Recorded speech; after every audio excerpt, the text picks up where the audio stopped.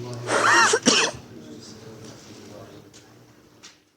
Initially, I would have to confess to being somewhat intimidated by this topic for two reasons. The first reason is I didn't know I was supposed to speak on this topic as well. I had been in contact with the organizers on a very short phone call, and thereafter I kind of avoided the other phone calls where I was supposed to get further details. I will hold Zakaria somewhat responsible for some of that as well. Instead of knowing the blame on someone else anyway, the problem has been made and I have to speak on the topic.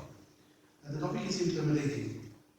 Intimidating on account of the fact that while economics and fiqh and a whole lot of other things have to do with the secondary substantive forms of our deen, this is the very core, the very crux of our belief system that we are discussing here.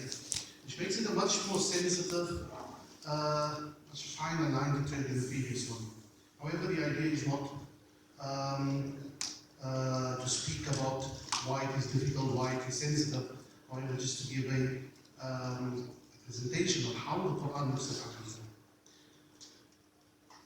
Aqeedah, as far as the scholars of Aqeedah are concerned, they divide the subject up into four different departments. First of all, there's that particular department which we will call Ilahiyat. Everything to do with Godhead, divinity. That is what translates more or less directly into theology. Theology, that branch of knowledge that deals with God and everything to do with God.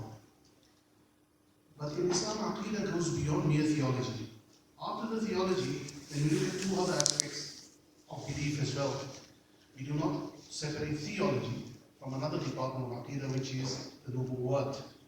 For lack of a better term, we will call it what? Prophetology. Quite a term to me.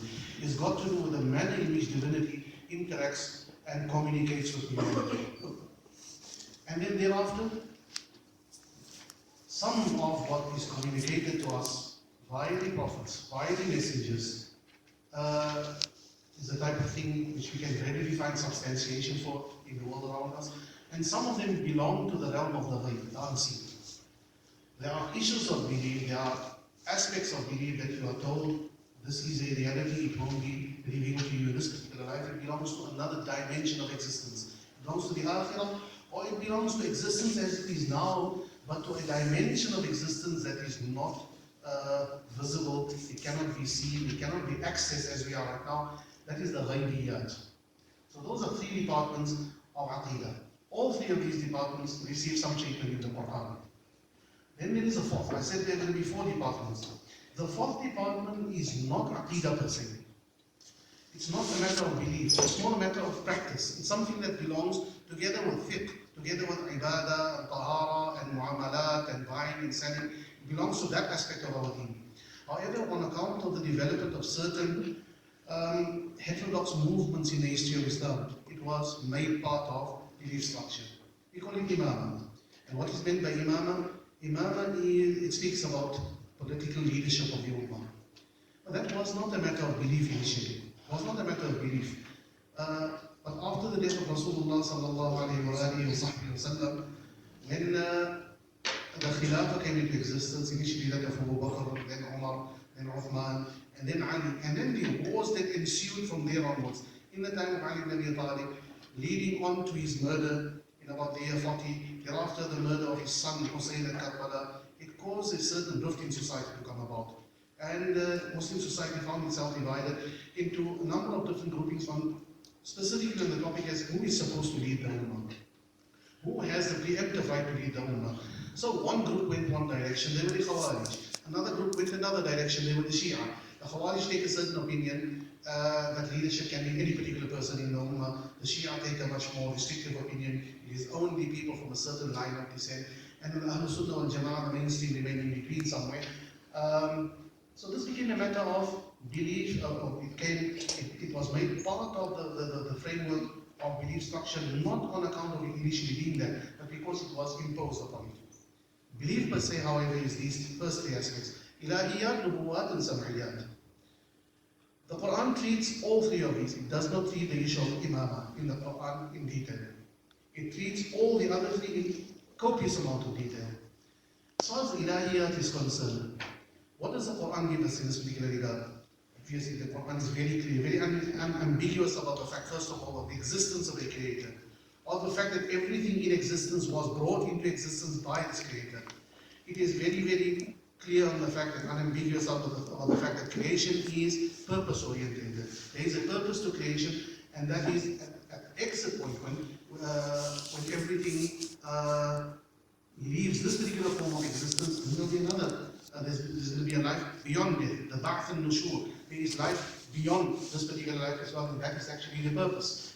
So, and together with that, Deen asserts as well that there are these issues that we cannot quite see. There are malaika, there's the existence of the jinn, there is the existence of Jannah, there is the existence of the Jahannam. All of these are treated in our scripture, and as issues they are treated, and they advance to us, used on the basis of various different forms of evidence. When it comes to the existence of Allah Ta'ala, the existence of a creator, once upon a time, it would not have been the most difficult thing in the world to argue for the existence of a creator. When Muslims emerged out of the Arabian Peninsula, into the outlying areas, adjacent areas of Syria, of Iraq, and when they encountered other civilizations there, the discussion was not so much about whether a creator does exist, but rather the manner in which the creator has interacted with his creation. The dispensations that he had given to those particular nations, ummas as they would be.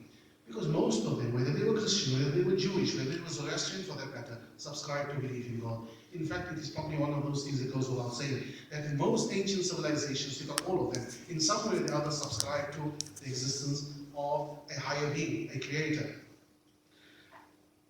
The age in which we live, however, we see that agnosticism or even atheism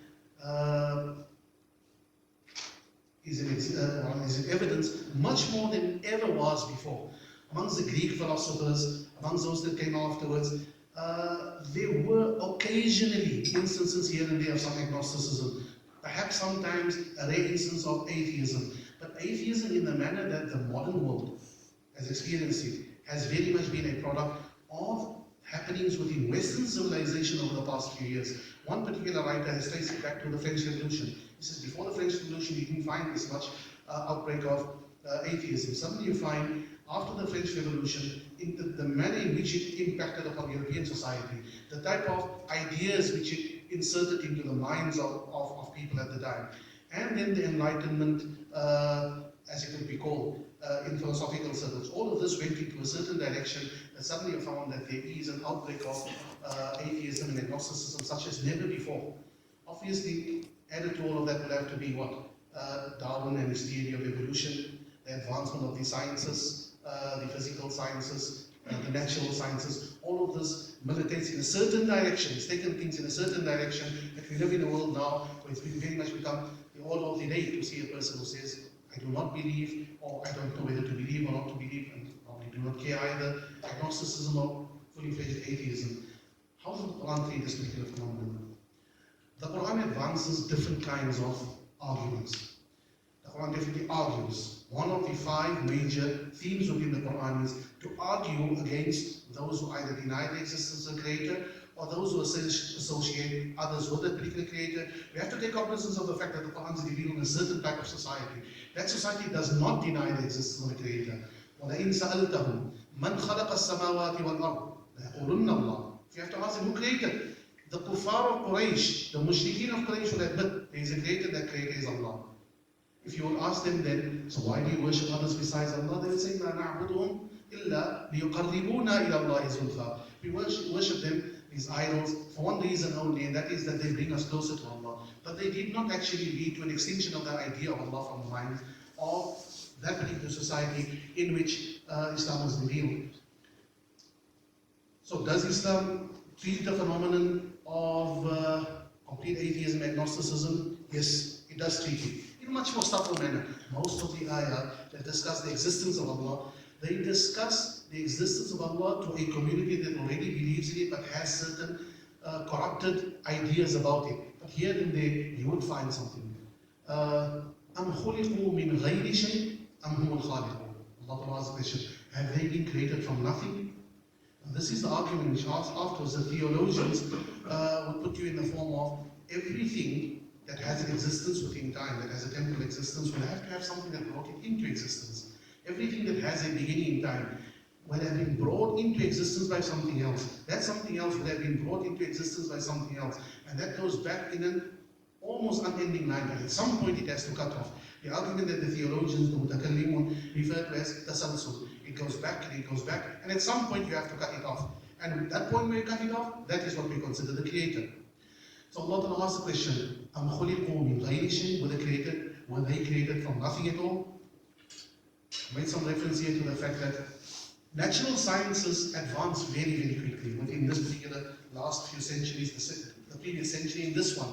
It advanced very, very quickly. And mankind probed the depths of nature like never before. Previously, looking at nature would be a matter of what? أَفَلَا يَنْظُرُونَ إِلَى الْإِبِلِ كَيْفَ خُلِقَتْ.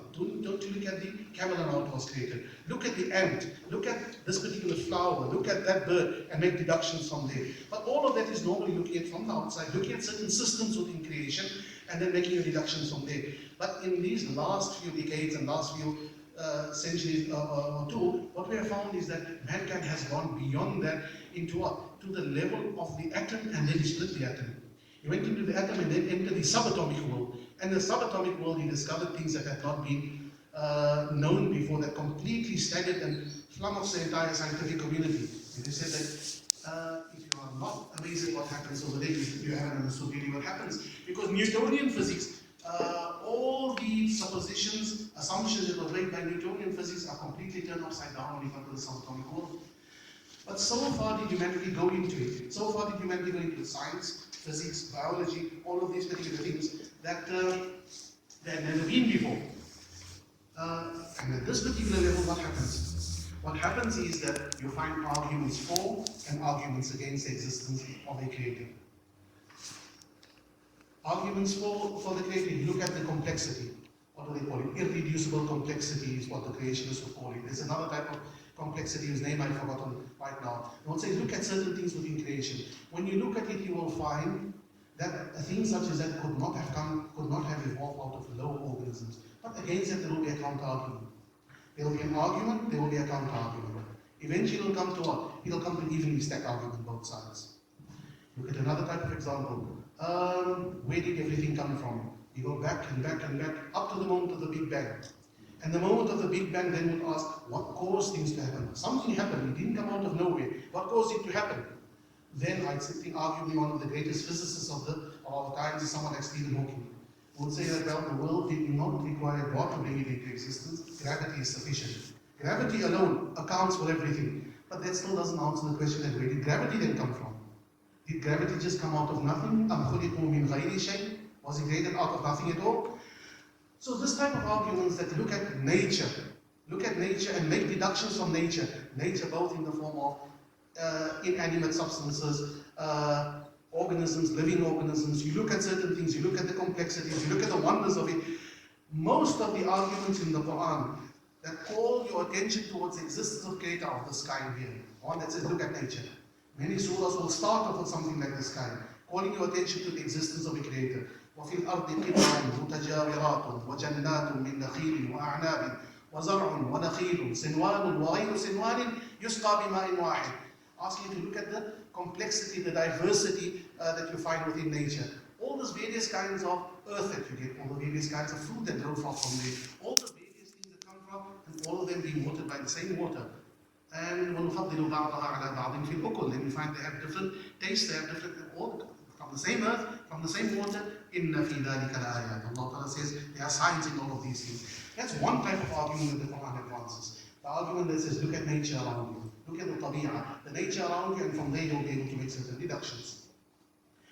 The second type of argument that the Quran will advance in this regard is purely rational arguments. Rational argument that purely you and your mind, you and your reason, you look at that alone, without reference to anything else out there. Allah Ta'ala has given every human being, has given human beings as a whole, this particular rational faculty, to use it and to make certain deductions and to arrive at a certain conclusion. So he uses that. He looks at things. Could things have come from nowhere? This without reference to any investigation of physics or biology or anything of the kind. Simply looking at rational facts alone and nothing else. Looking at the idea of the oneness of Allah Ta'ala. لَوْ كَانَ فِيهِمَا آلِهَةٌ إِلَّا اللَّهُ لَفَسَدَتَا. Had there been gods more than Allah in existence, then heavens and earth would have gone haywire. Things wouldn't have existed with the precision and or the beauty that it does exist. The uniformity of beauty within nature indicates to you that the Creator would have been one as well. So sometimes the argument is purely rational. Now these two types of arguments, one type of argument where you look at nature and make certain deductions. The other argument where you look at purely rational ideas and you make deductions from there. Each of these was appropriated by different groups of scholars in our past. Islam came out of Arabia. It came face to face with other civilizations that existed from before. Those particular civilizations, they have nothing in common with Muslims except for the fact that we all believe in Creator. But beyond that, we have everything. We don't have anything else in common. So when they argue with one another, a Muslim couldn't possibly go to a Jew or a Christian or a Zoroastrian or a Hindu for that matter and argue the basis of Allah says in the Qur'an and Rasulullah says in the Sunnah. That couldn't be. There was only one thing in common. There was only one thing in common, that was reason. So reason became the form upon which they interacted with one another. They used reason. In this way they developed the science that we know as Ilmul Kalam today. Ilmul Kalam, scholastic theology, where you use purely rational arguments, often to the exclusion of everything else. The role of Kalam, as it developed with the engagement of Muslims with non-Muslims, and then Muslims amongst themselves, as it developed over there, was Kalam seen as something whereby we establish the truth of Aqeedah, or whereby we defend the truth of already established Aqeedah? The different groups differed about it. The Mutakallimun, the great scholastic theologians, tended to go the direction of we only use rational proof and nothing else, to the exclusion of everything else. So when they focused upon the rational argument alone and nothing but the rational argument, something got left out. Something of the Quranic presentation of what Aqeedah is supposed to have been. Because the empirical method hadn't developed by that time yet. Your observation of nature would have been a very private observation. You look at a particular organism in society and you decide what it means to you. But mankind as a whole had not yet started probing the wonders of nature, the complexities of creation. So each person does it on his own as an individual exercise.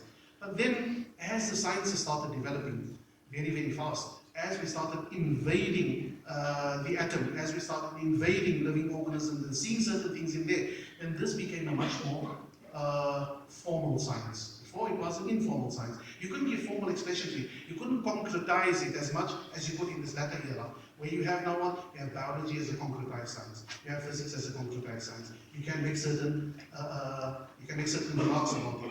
You can reduce it into just little statements of fact. Sometimes theory, sometimes fact. These are two particular approaches that the Quran advances, but they are not the only approaches.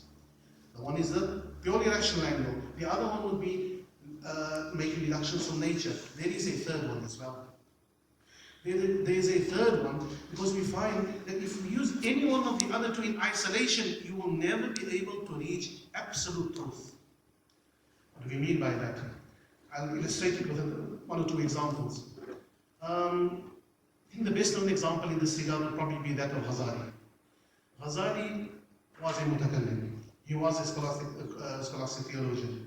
A theologian that uses rational proof. And there came a stage in his life where he had a crisis of faith. And he used that particular rational proof.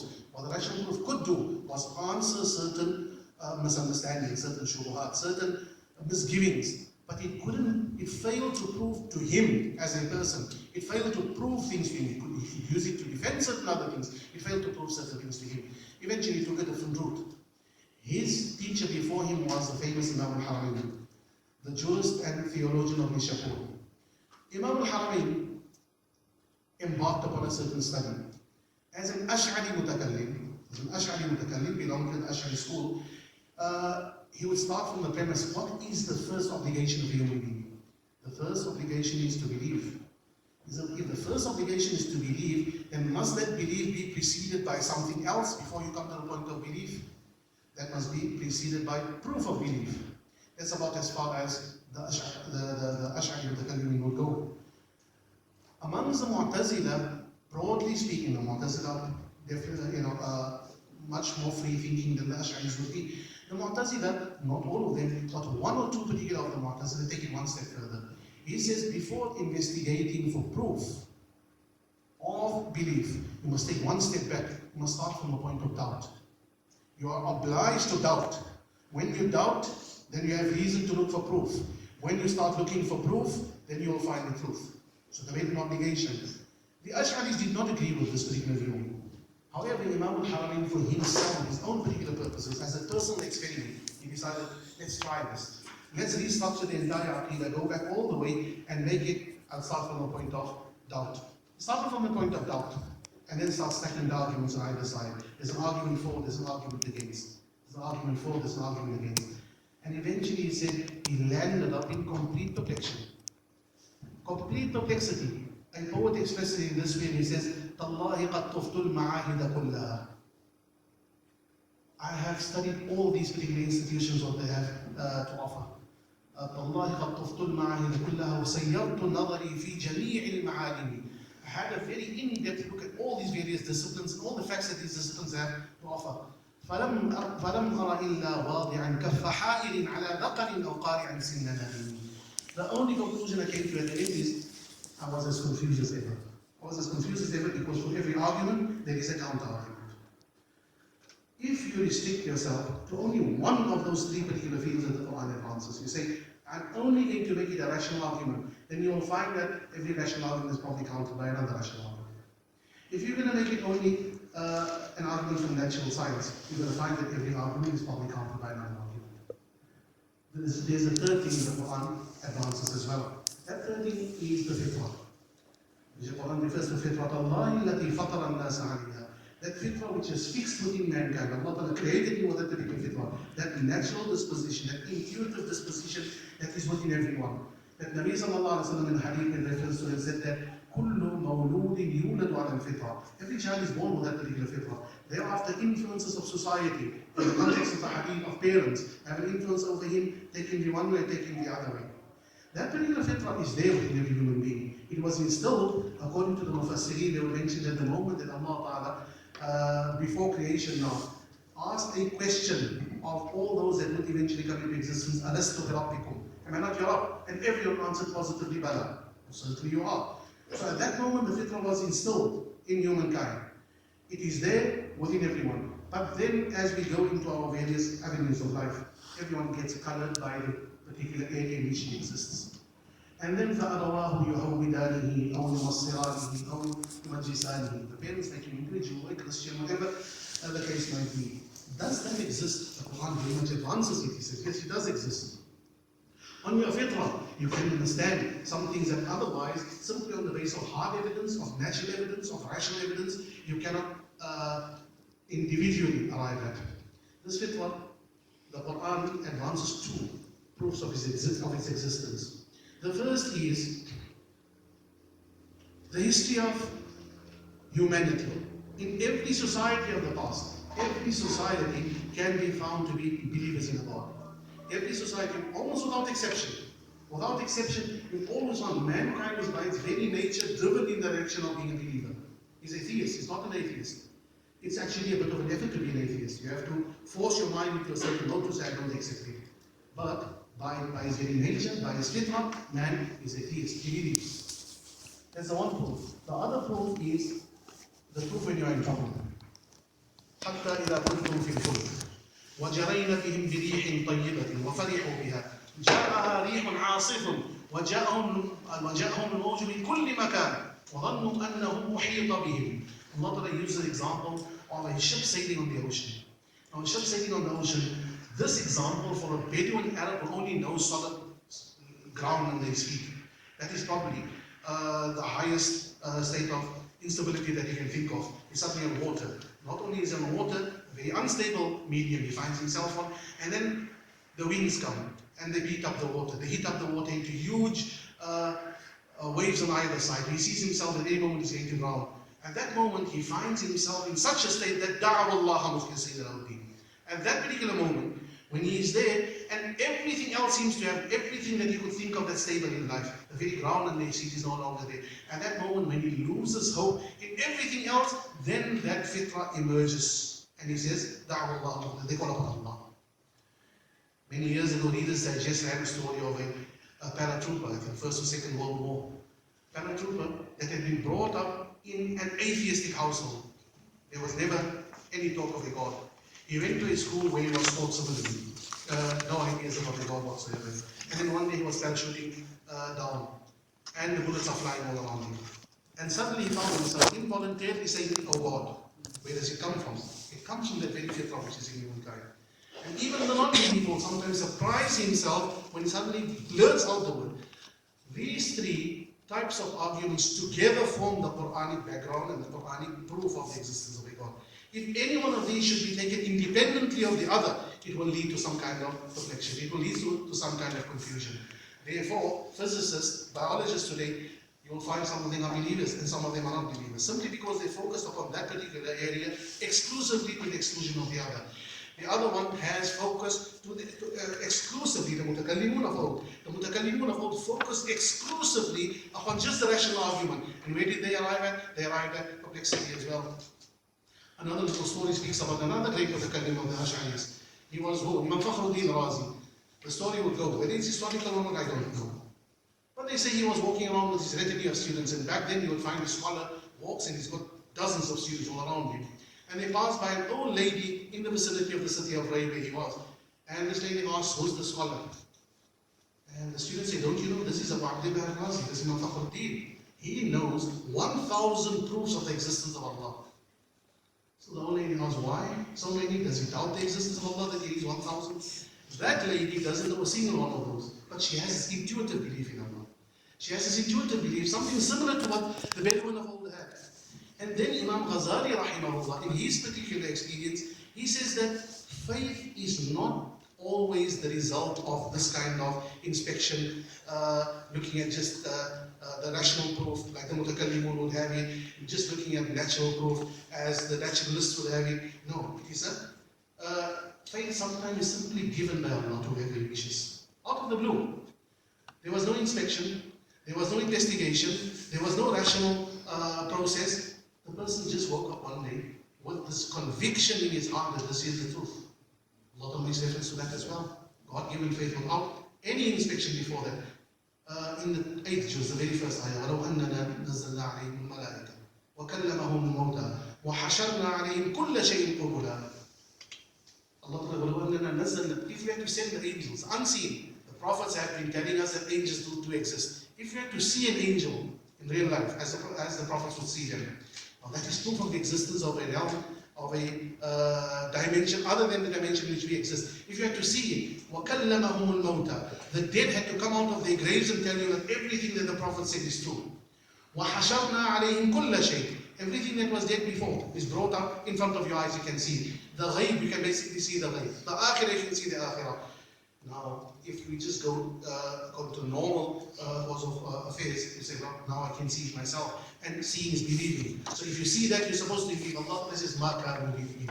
With all of that in front of you, still you wouldn't have faith. Illa an yasha Allah. Except if Allah wishes.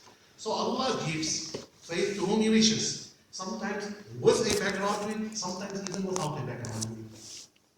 This is in the Quranic paradigm of the ilahiyat, of Allah Ta'ala's existence and what goes together with that. The Quran would insist upon all three being taken together. I've spoken about what happens if you take the rational argument alone. If you take the rational argument on its own, it might lead you to some kind of, what do we call it now, some kind of conviction, and chances are that it might not.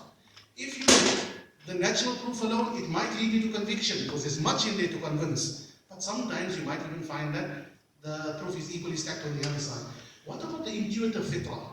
Can you take the intuitive fitrah alone, without anything else, not in conjunction with all the others? There is actually a group, as they are the mutakallimun, who've taken only rational proof, as they are the naturalists who have taken only nature and what it has to offer.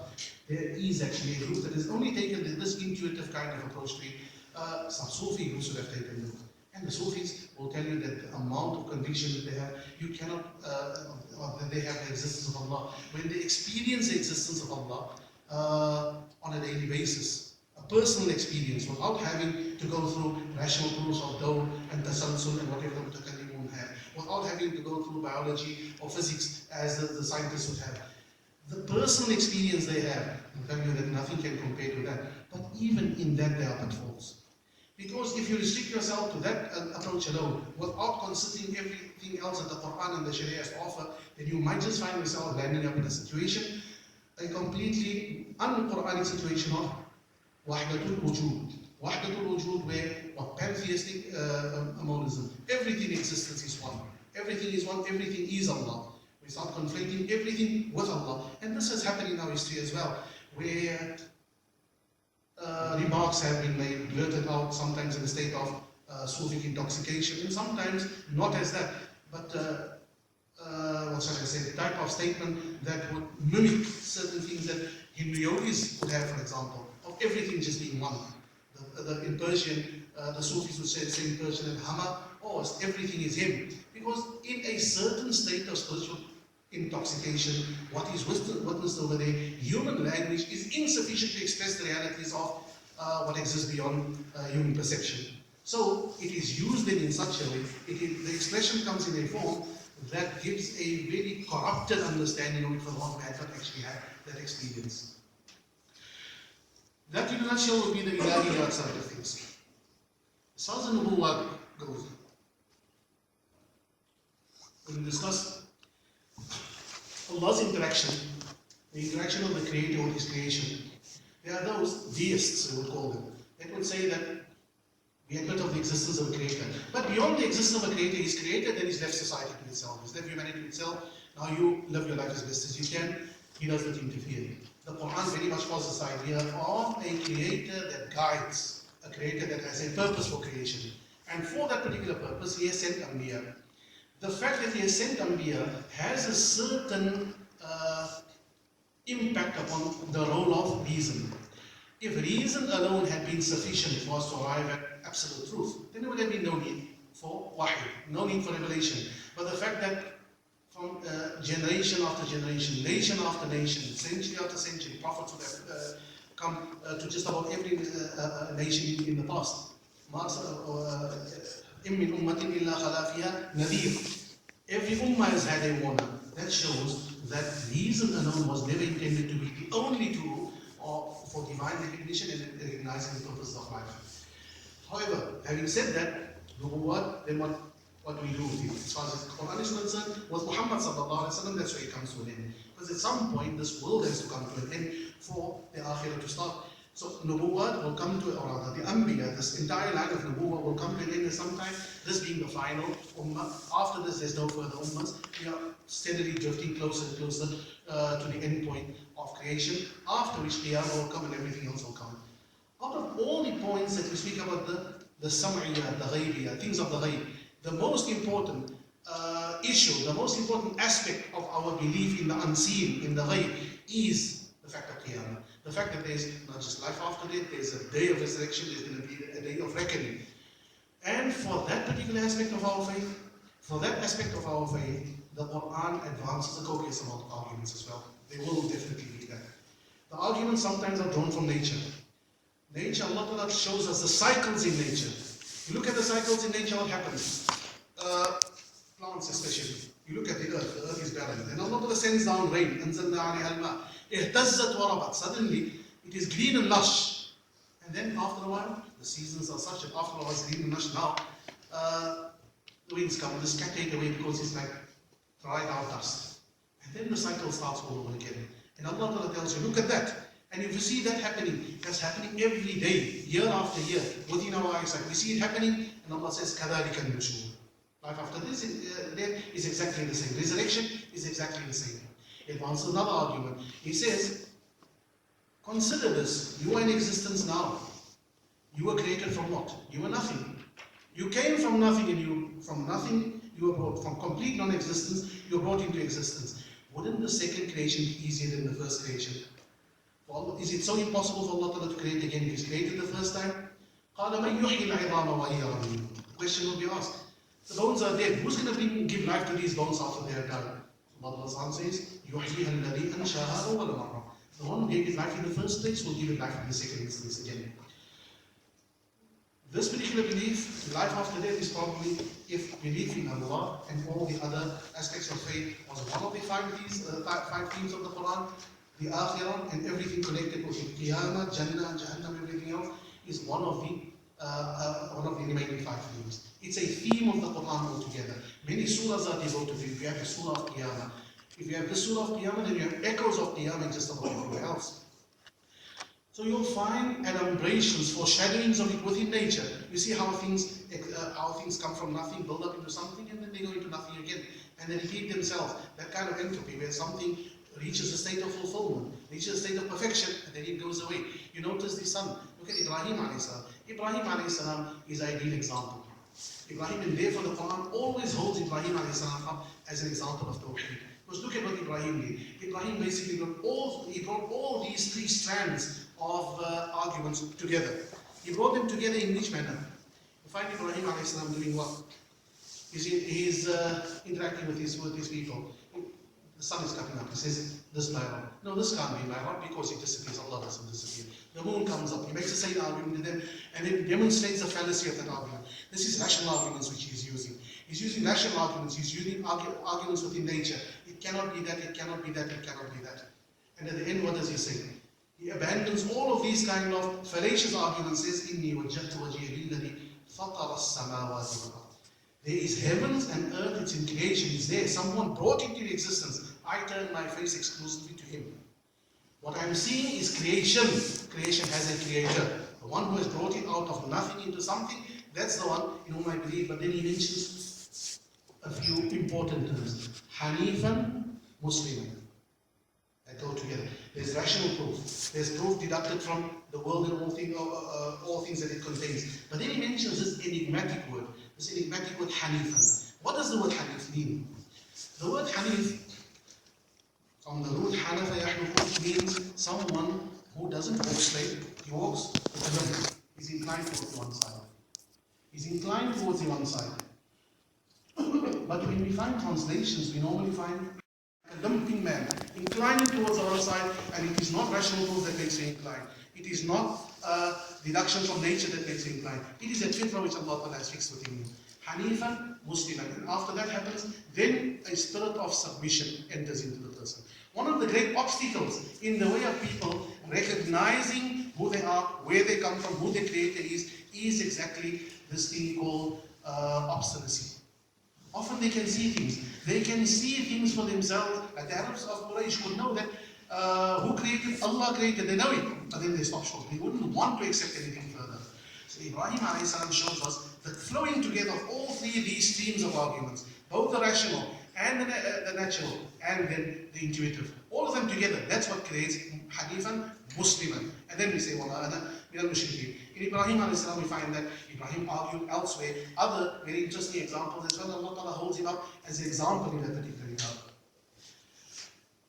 I was, however, speaking about the Sam'iyya, the ghaib side of our deen. And the Quran definitely advances ideas about resurrection, ideas about life after death, ideas about the year after.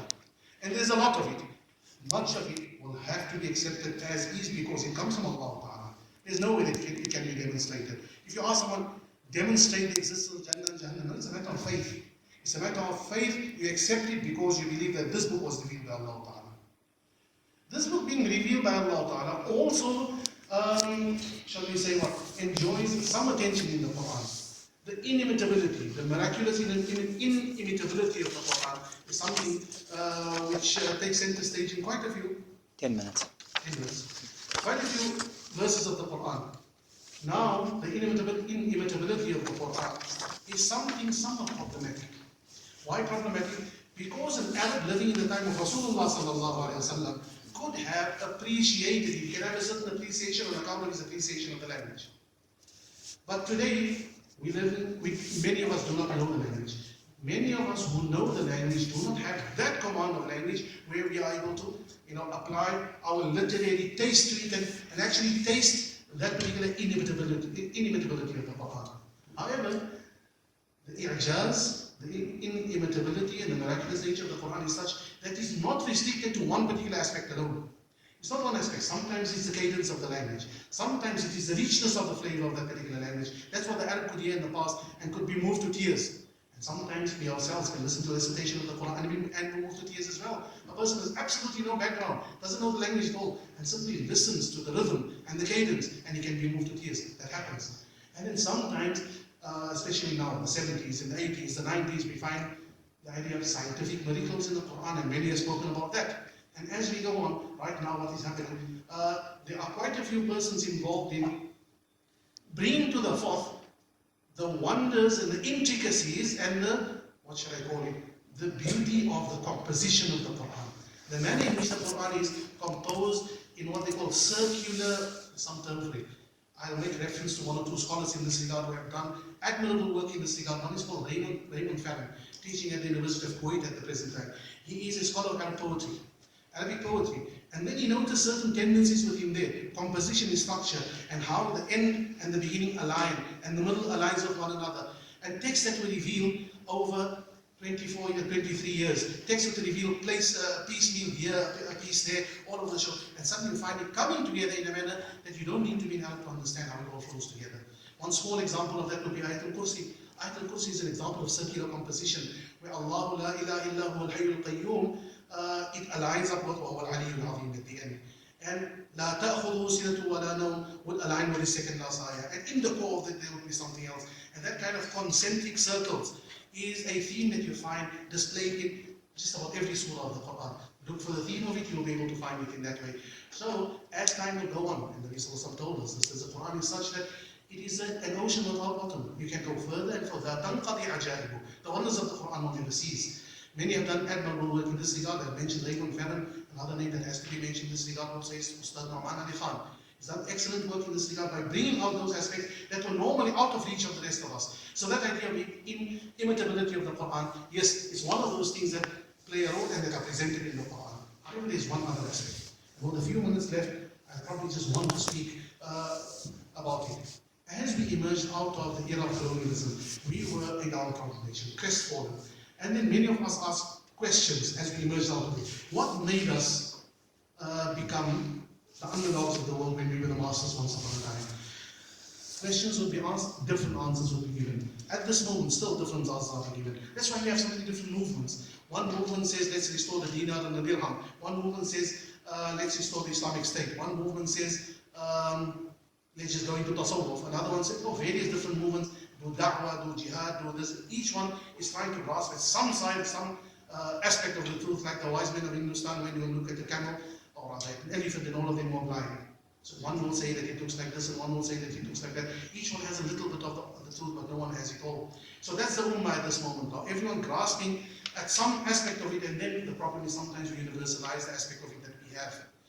Anyway, the point is that one of the problems that came about when we started interacting with the world around us and asking ourselves what happened to us. Some came to the conclusion, it is because we are so given to believing in fairy tales. It's because we believe in things about the unseen. Other nations have given up. Europe has advanced so far because of the Enlightenment. They've given up on religion. When they gave up on religion, on all those fairy tales that consist of religion, that's when they went forward, and that's when they reached where they were. And in that regard, now they're going to come to the Quran. Now, if there's any rejection of the Quran and scripture, then that person obviously is not, we don't reject him out of the fold. He is not in the fold in the first place. He's not there. He's taken himself, he doesn't call himself a Muslim any longer. Those who will still continue calling themselves Muslim will then go on, what shall we call it now, a tangent of apologeticism. Taking Musa, going to the mountain, hitting a stick upon a stone and water comes out. That's not something that happens in a normal course of affairs. So what happens to them? Reinterpretation of that. Reinterpretation in order to make it align with physical science as we know it. So it's no longer that, but it doesn't mean that it means something else. That's now in the realm of the unseen and what happens in the unseen. There's another area of gender issues. Dribuhunna doesn't mean this, it means that. Qawamun doesn't mean this, it means that. All of these are attempts to create a space in which we can live and don't need to feel inferior to the other societies around us. And in the past, this was never an issue. It became an issue right now. So there would be the tendency to start denying the supernatural. The tendency to deny the supernatural is, of course, denying the entire legacy that has been all along. The Quran does contain instances of miraculous things happening. An angel coming to a prophet in a cave, appearing to him and reciting to him is already beyond the scope of normal reason. So once a person has subscribed to religion by its very nature is such that it requires believing some things of the unseen. And when we start denying and explaining away certain things of the unseen, then we are cutting away from the body of what is Islam, what it is all about. Islam was not simply intended, as a modus vivendi where we live together with everyone else in this world. It's for higher purposes. It's intended for something else. And it definitely asks you to make certain leaps of faith at times. Certain leaps of faith.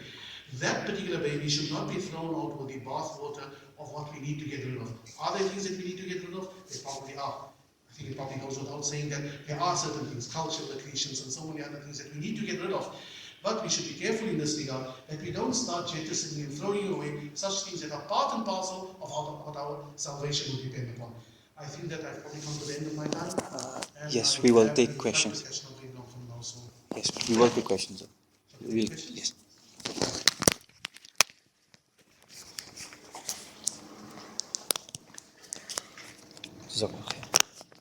Jazakallah khair, Sheikh Taha. It was quite an insightful address on Aqeedah, and that's just covering surface levels from my understanding of the Qur'an's deep exposition on Aqeedah. We will be taking questions, inshallah. We'll start off with a round of 3 questions. Okay, Brother Muhammad Ismail. Okay, please proceed. I just want to say thank you so much for the presentation. I had so many questions before and it's been extremely enlightening. There's just one thing. You said there were 3 aspects, right? The rational and the natural, and those both have arguments and counter-arguments. And the thing that is the clinching point is intuition, that fitra, right? And the natural disposition of that fitra is towards faith. My question there, and then you also mentioned the verse that if Allah brought, the angels into sight in the grave and everything, you still would not believe except if Allah was. And in many verses in the Quran, it says, وَيَهْدِي مَن يَشَاءُ, God guides whomsoever He wills onto the straight path. And my question then is, does that mean that someone who does not believe has not been guided by God because God did not choose for him to believe? Because the ramifications of that is that God only chooses certain of His creations to believe, and those that are not chosen, that disbelieve, end up in eternal punishment. Yes, I think the clear purport of the verses that you quoted here, that I quoted, and the other ones that you went to quote afterwards, definitely shows that faith is given. Given in the sense that what? Given in the sense that Allah Ta'ala opens up ways for a person then to believe, either through one of those 3 means or sometimes without any of those 3 means. But the upshot of the Quranic exposition of the answer to your question would be certainly that yes, God chooses some for faith and others He hasn't given faith to. Definitely. Someone might want to argue around the point and split the hair on the issue, but I think the Quran is very clear. To explain it in any other way is going to be a stretch. Any other questions, ladies and gentlemen? Brother Abbas Tarab, please proceed. A question that has troubled me since I was exposed to the Ahl Sunnah and Jama'ah Aqeedah, like the mainstream Ash'ari madhabs that most people don't, most of us aren't aware of, and I didn't learn until I got into contact with actual scholars who teach us that. And most of us just go about having an anthropomorphic influenced understanding of God that's very shirki oriented. And a lot of that coming from the Christian background that we grew up in our environments, me coming from the West, and also the strong, heavy Wahhabi influence it's been in our communities for the past century or so. So when you learn that as a young, passionate person, you feel like it's your mission to go teach everybody. But what is the wiser thing that should one, obviously Aqeedah is the basis from which we move forward. That's why Sheikh said it's a very important topic to speak about tonight. Should one go and try to teach this in the communities, to their families, and especially with those who may hold anthropomorphic views and things that are really misguiding people in the community but with the mask of guidance.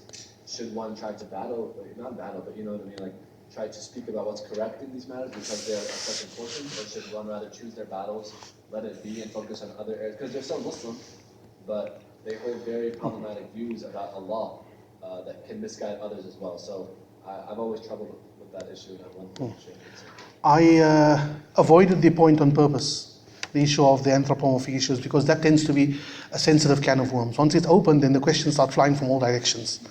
And in fact, that is the state of our ummah right now.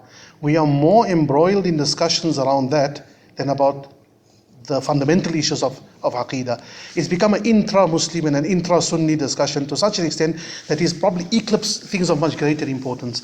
But it does exist. We cannot deny that it is there. What happens is that latching on to some verses to the exclusion of others. It's almost something similar to what we said. Latching on to only the rational approach to the exclusion of the others will bring some kind of imbalance. So latching on to the verses that describe Allah in a particular manner and forgetting that those verses must be read against the verses of tanzih, of transcendence. لَيْسَ كَمِثْلِهِ شَيْءٍ قُلْ هُوَ اللَّهُ أَحَدٌ اللَّهُ صَمَدٌ لَمْ يَلِدْ وَلَمْ يُولَدْ وَلَمْ يَكُنْ لَهُ كُفُوًا أَحَدٌ. No one is like him. So the transcendence of Allah beyond everything else. Those particular verses of istiwa al-arsh and of the yad and of the wajh and all of those things must be read against the backdrop. And when they are not read against the backdrop of the other verses, then we find an imbalance, and that's an imbalance that happens with these particular groupings as you would have mentioned it. But how best to deal with the issue? Approaching the issue head on is just going to pour fuel on an already fiercely burning fire. I do not think it would be wise to take the issue head on and engage because it has been tried elsewhere, and where does it go? It's never ending. The argument never ends, and it always comes out to name calling, excommunication, takfir, this, that and the other by people not qualified for that. So I would think it would be probably the better approach to not allow it to happen, but side by side with it, those particular efforts should be there to teach a more moderate kind of approach, with the hope that eventually, by sheer appeal, and perhaps even numbers for that matter, it would eventually drown out the other. That's what history says. That's what happened in the past. The shall I call them, the Salafiyya, Hashwiyya, Hanabila, to use a number of various pejorative and non-pejorative terms by which these particular groupings have been known in the past. They've come up from time to time. They've come up. They made a few statements, caused disturbances within society, and then they disappear in the course of history again.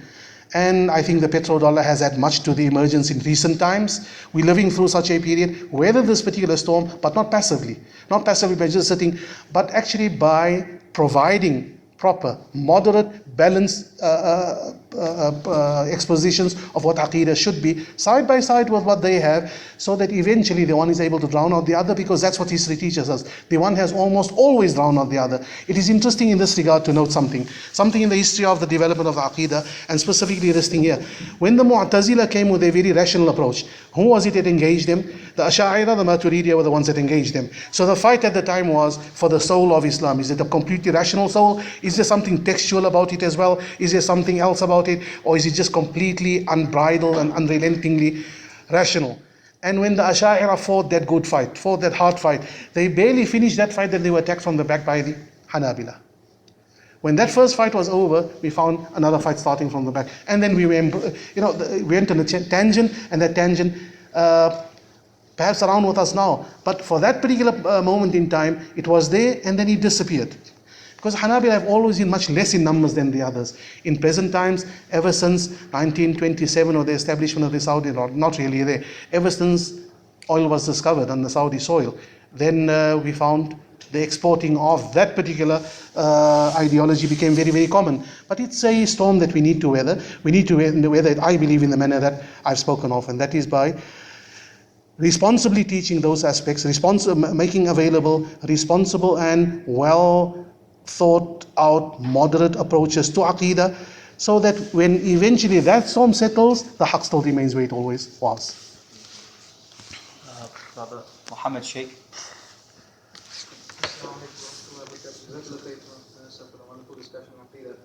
I just have a question relevant to perhaps our MSA circles and student associations, etc. Generally, scholars who hold an anthropomorphic view of Aqeedah, or how can we maybe perhaps describe them as a questionable view on Aqeedah, in terms of other aspects relevant to our physicality of being, like for example nikah and inheritance, etc.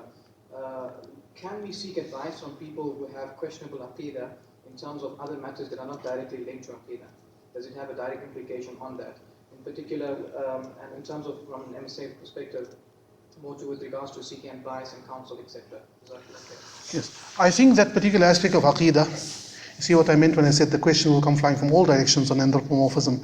But I think in terms of Aqeedah very rarely has an impact upon fiqh.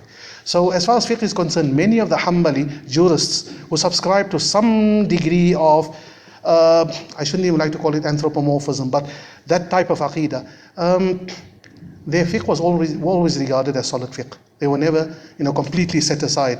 When they are quoted along with the scholars of the other three madhahib. They are never castigated and never cast out on account of, subscribing to that particular Aqeedah.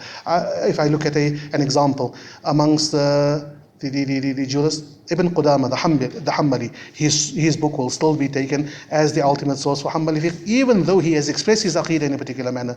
And that's because we understand that whatever he stated, he did not mean fully fledged anthropomorphism, corporeality, in the worst possible sense of the word. There would be some kind of transcendence together with it. There will be some kind of bila kayf, some kind of denial of modality or something of the kind. It's just that these things are such very finely nuanced issues that it's difficult to find the right expression for them all the time.